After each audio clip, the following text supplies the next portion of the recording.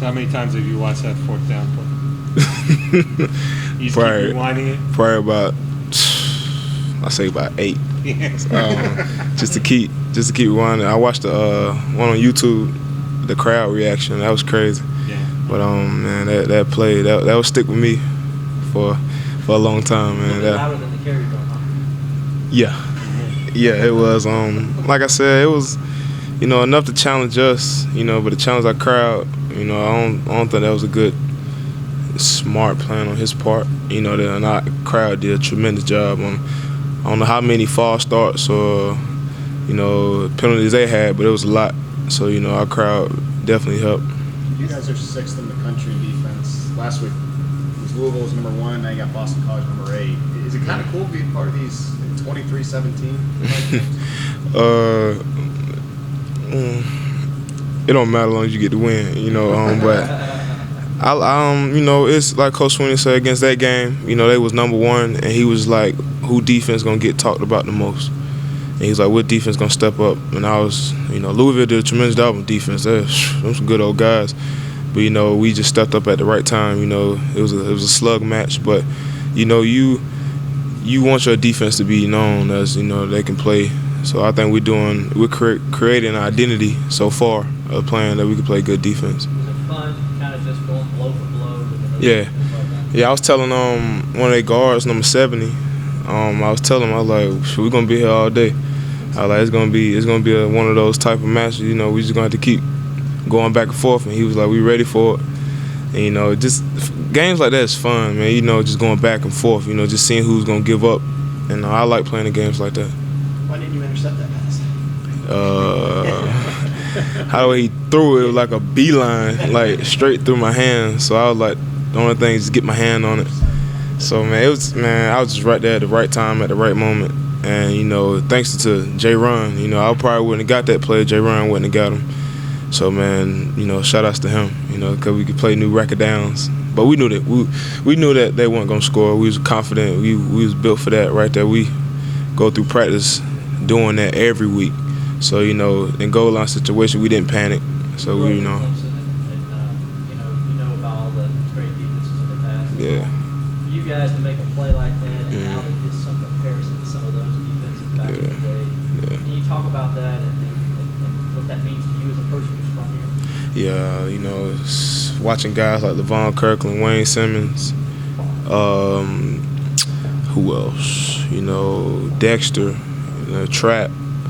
Seeing those guys, man, play with my dad, that was a mean defense. And Clemson, we're starting to get that reputation back on defense. Defense is nasty, aggressive, and I don't think we there yet, cause that's a high pedestal. But we want to be there though by the end of the season.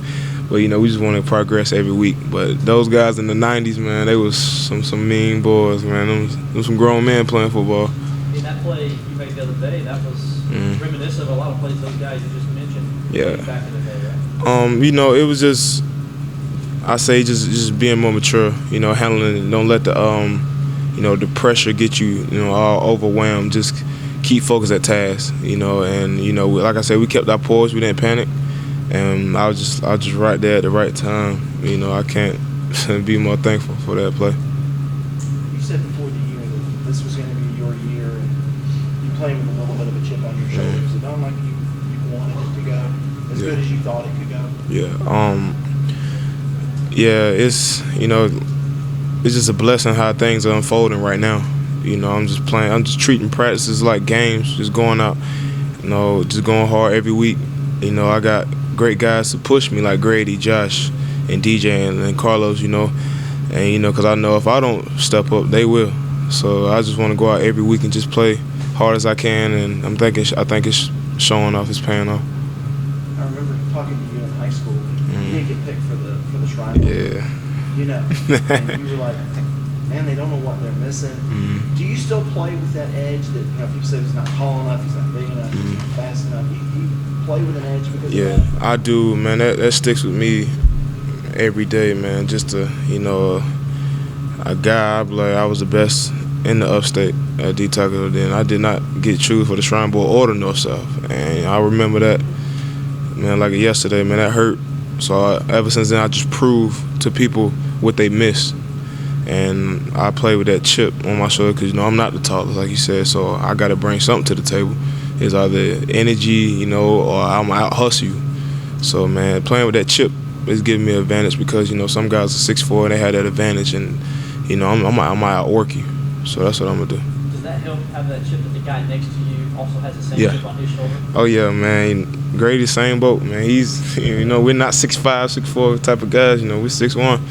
Or some people say 6 foot. It depends on how you measure it. But man, to play with that aggressive, that chip on your shoulder that you will not be denied. And that's all across the board. It's just not myself and Grady. It's DJ, Carlos, and Josh. And we just want to leave our stamp, our name. As one of the best defensive fronts that came through here. And after watching you for all this time, it seems like you're playing with more emotion Yeah. this year. You really demonstrated out there on the field. Yeah, because I know this is my last one. I never thought they'd be coming, like this, like that fast. My freshman year, I was like, yeah, I got time. I can, so I can do what I need to do. But now it's here. It's my senior year, so you just want to take every opportunity that you have and just run with it. Do you think you still have the same chip if you've been picked to the Shrine Bowl, picked for the North-South? Do you think maybe a different path? And I'll stay at the same trip because that's just who I am. I'm never satisfied of, what the accolades I get. That's just me. That's just how God made me. I'm still I'm a humble guy. If I did get picked, I'm kind of glad I didn't because I wouldn't be in this predicament I am now. But things happen for a reason. Deshawn, talking about motivation, things like that. I mean, you've got a feel for a guy like Cole who's getting another senior, who's getting another chance, and is eager to show that he can do this, and the way you guys have believed in him probably since he got it.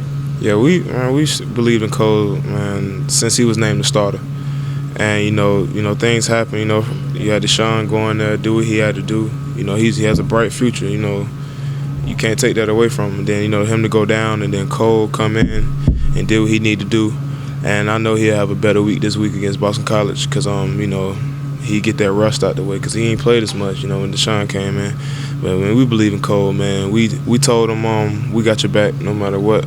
We gonna hold you down. So we just need to let him know that his brothers got him. We not gonna point fingers. We still got his back.